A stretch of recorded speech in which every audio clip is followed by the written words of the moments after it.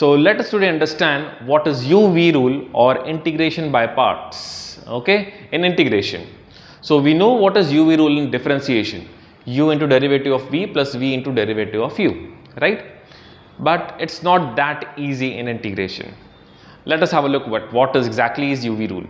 So integration of u into v is u into integration of v dx minus integral of derivative of u and integration of v dx. Okay, so it looks a little difficult, but when you solve it, of course you will find it easy. Now, unlike differentiation, u and v cannot be selected randomly. There's a certain rule to select u and v.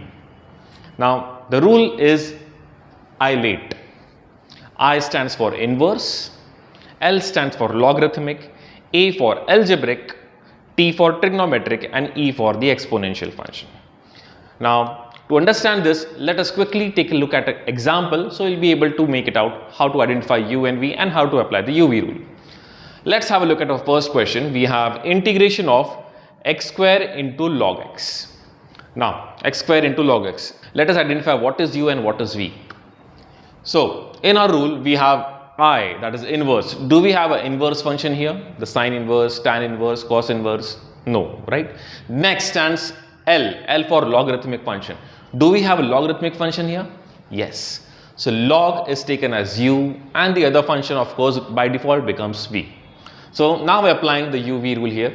We have u into integration of v, that is log x into integration of x square minus integral of the derivative of u, that is derivative of log x, and integration of v, that is integration of x square again.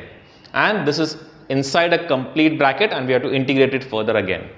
So simplifying this, integration of x square is x cube by 3. Again, derivative of log x is 1 by x, and again integration of x square is x cube by 3. Cancelling out 1x, I'll get x square by 3. I can take 1 by 3 as common. Once I do that, you can see we have log x into x cube by 3. Taking 1 by 3 as common, integration, it remains just x square. So integrating x square again, we get x cube by 3, and this is our final answer. Okay, so this is how we apply UV rule. First identify what is u and what is v, and after that apply the formula as it is. You should get the answer very easily.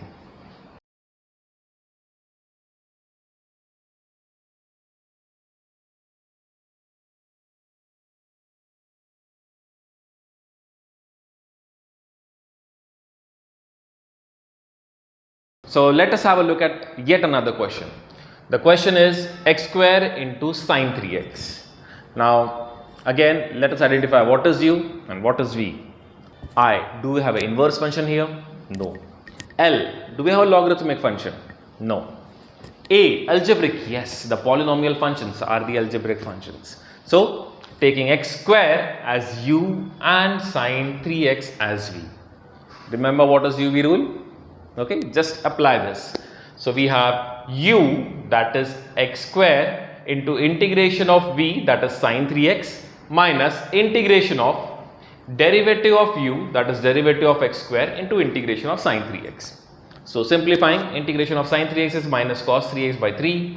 Again, derivative of x square is 2x and integration of sine 3x is minus cos 3x by 3.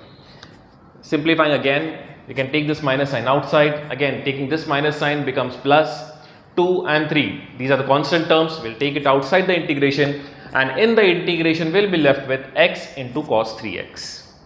Again, you can see there are two terms in multiplication, so we have to apply the UV rule again. So x becomes your u and cos 3x becomes your v. So applying the UV rule appropriately and finally simplifying, we should get our answer.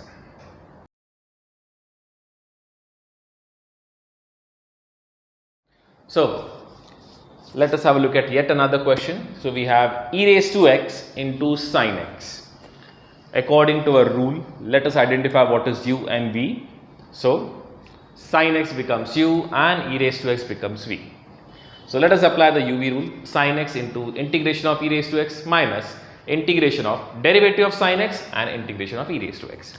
Simplifying, you can see you will again get two terms in multiplication. So we need to apply UV rule again.